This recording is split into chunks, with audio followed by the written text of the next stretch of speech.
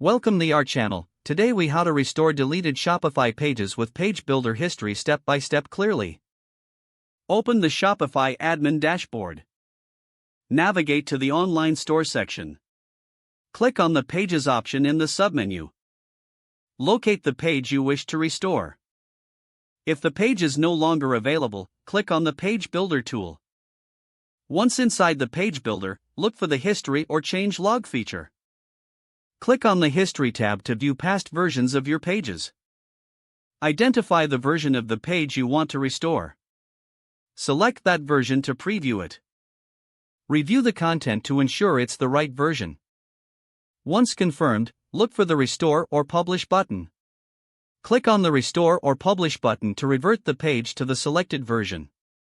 Wait for the confirmation message indicating restoration is complete. Return to the Pages section to verify the page has been restored. Open the page to ensure all elements display correctly. Make any necessary edits or adjustments. Save any changes you make to finalize the restoration process. Your deleted Shopify page is now successfully restored. If the page does not load, refresh the browser or try again in a private or incognito window. Make sure you are using the correct email address, then retype it carefully to avoid small typos.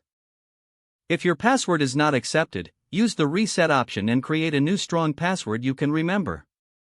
Check your spam folder for verification or security emails, then complete any requested confirmation steps.